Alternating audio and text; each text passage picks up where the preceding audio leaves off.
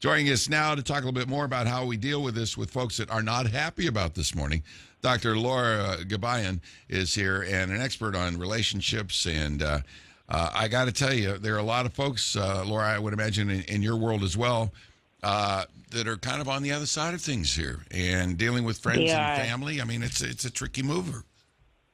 It is, and there were a lot of passions and anxieties that went into this, and now we're dealing with the aftermath of how to deal with the election. Well, I'm glad we didn't see cities on fire and people screaming and throwing bricks last night. There was some anxiety, I'm sure, built up in that potential of cities just coming unglued with the results of the election.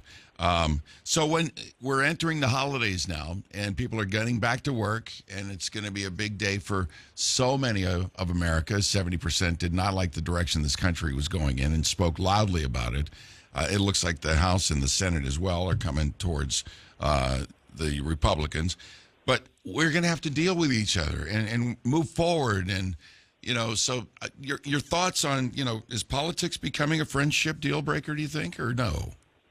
Yeah, well, the problem is everyone's like, well, we don't know how bad to take politics because it depends on how strong the relationship is. And it shouldn't come down to that. The reality is these are human beings. Your respect for someone, your sense of admiration or whatever it is, whatever your regard is for someone should be higher than your values, the judgments that someone has. And people judge politics as values. They have judgments. That's the problem. Well, when you look at what's happened with so many people, getting frustrated, getting anxiety, getting depressed in their lives, you're right. You have to lean on a higher power and, relationship with God and knowing that God is in control here. As my daughter told me 2 days ago, look, no matter who wins this election, Jesus still sits on the throne. And it kind of recenters you.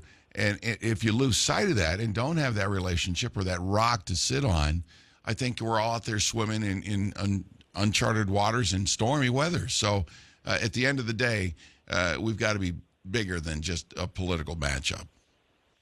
I think that's the idea, is people need to remember that things will work out. And regardless of how upset they are, they have to believe that things will work out. And they have to focus on the similarities rather than the differences. I totally agree with you, and I appreciate you being with me this morning. Thank you, Doctor.